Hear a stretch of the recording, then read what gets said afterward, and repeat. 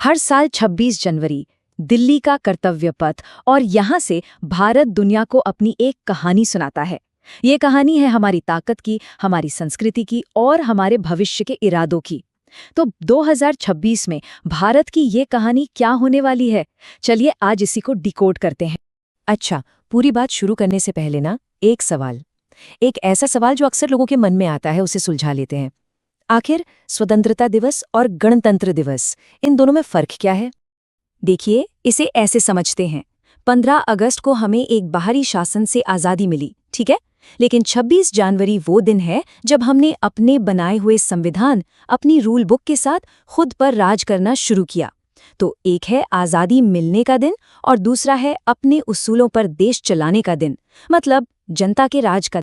ठीक है, तो इस पूरी कहानी को हम 5 हिस्सों में समझने वाले हैं। सबसे पहले देखेंगे 1950 का वो ऐतिहासिक वादा, फिर बात करेंगे 2026 की परेड की आत्मा यानी वंदे मातरम की। इसके बाद हमारी सैन्य और सांस्कृतिक शक्ति के प्रदर्शन पर नजर डालेंगे, फिर जानेंगे उन खास मेहमानों के बारे में जो इस परेड को सच में जनता की परेड बनाते हैं, और आखिर में ये समझेंगे कि कैसे ये परेड भारत की एक सालाना गाथा बन गई। तो चलिए सबसे पहले हिस्से से शुरू करते हैं और जानते हैं कि आखिर ये 26 जनवरी की तारीख इतनी इतनी खास क्यों है। अब यहाँ जो सबसे दिलचस्प बात है ना, वो ये है कि 26 जनवरी की तारीख यूं ही नहीं चुन ली गई थी। जी नहीं, इसके पीछे एक बहुत बड़ा, एक बहुत ही ऐतिहासिक संकल्प छिपा हुआ है। ये बात है 1930 की। 26 जनवरी का ही दिन था जब भारतीय राष्ट्रीय कांग्रेस ने पूर्ण स्वराज यानी पूरी तरह से आज़ादी का ऐलान कर दिया था। तो सोचिए, जब सालों बाद हमारा संविधान बनकर तैयार हुआ, तो उस ऐतिहासिक दिन को सम्मान देने के लिए, उसे लागू करने के लिए 26 जनवरी की ही तारीख चुनी गई। ये एक तरह से उस पुराने वादे को पूरा करने जैसा था। और इसी भावना को, इसी जज्बे को हमारे संविधान की प्रस्तावना में बहुत खूबसूरती से पिरोया गया है।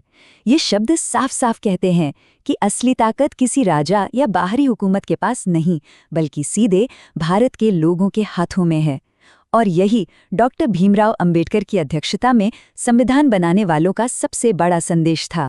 चलिए अब आते हैं 2026 की परेड की खासियत पर, उस चीज पर जो इस बार की परेड के बिल्कुल दिल में है, वंदे मातरम की गूंज।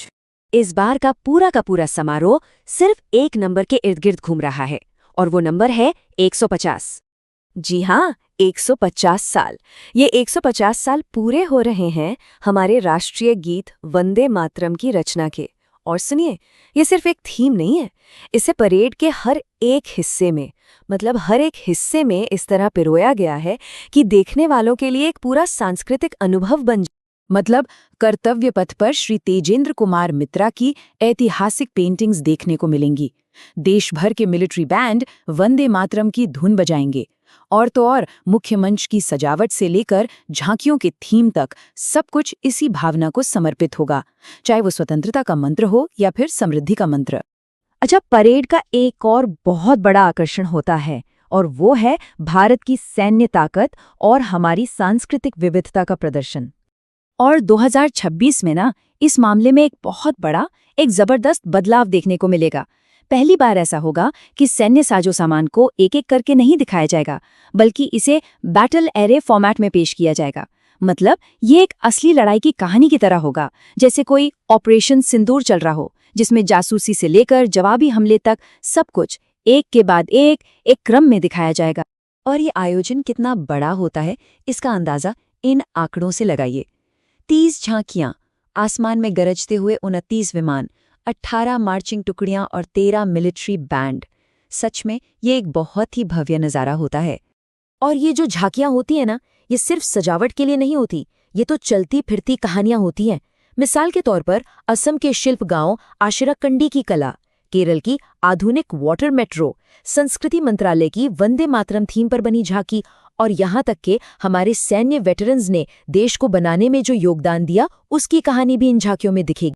देखिए, परेड में क्या दिखाया जा रहा है ये तो जरूरी है ही, पर उससे देख कौन रहा है, ये भी अपने आप में कहानी कहता है। और यही इस परेड का नया पहलू है कि ये अब सही मायनों में जनता की परेड बन रही है। तो एक तरफ तो यूरोपीय संघ के बड़े बड़े नेता मुख्य अतिथि होंगे, जो हमारे मजबूत अंतर्राष्ट्रीय रिश्तों को दिखाता है। लेकिन वहीं दूसरी तरफ एक और संख्या है जो शायद सबसे ज्यादा ध्यान खींचती है, और वो है 10,000। ये 10,000 वो खास मेहमान हैं जो इस नए भारत की असली तस्वीर पेश करते हैं। इनमें इसरो के हमारे वैज्ञानिकों से लेकर लखपति दीदी योजना की महिलाएं हैं, कर्तव्य पथ को बनाने वाले मजदूर हैं, देश के सबसे बेहतरीन किसान और कारीगर हैं, और वीर गाथा प्रोजेक्ट के विजेता बच्चे भी शामिल हैं। मतलब ये सम्मान उन लोगों का है जो खामोशी से चुपचाप इस देश को मजबूत बना रहे हैं। तो चलिए अब थोड़ा पीछे चलते हैं और इस भव्य आयोजन को इसके इतिहास के चश्मे से देखते हैं, समझते हैं कि ये सफर कितना लंबा और कितना दिलचस्प रहा है। यकीन मानिए, फर्क जमीन आसमान का है। सोचिए 1950 में जब पहली परेड हुई तो वो विभाजन के दर्द से उबर रहे एक शहर के लिए एक छोटा सा कल्याणकारी कार्यक्रम था। बजट सिर्फ 11,000 रुपए। और आज 2026 में ये एक ऐसा ग्लोबल इवेंट है जहां पूरी दुनिया हमारी सैन्य और सांस्कृतिक ताकत का लोहा मानती है। तो ये बदलाव सिर्फ परेड के साइज का नहीं है, ये तो खुद भारत की कहानी का बदलाव है। तो आखिर में एक सवाल हमारे सामने आकर खड़ा हो जाता है कि ये गणतंत्र दिवस की परेड सिर्फ एक परंपरा नहीं है, बल्कि ये हर साल लिखा जाने वाला भारत का एक नया अध्याय है। तो जैसे जैसे ये कहानी आगे बढ़ेगी, ये आने वाले कल के भारत के बारे में दुनिया को क्या संदेश देगी, ये सोचने वाली बात है।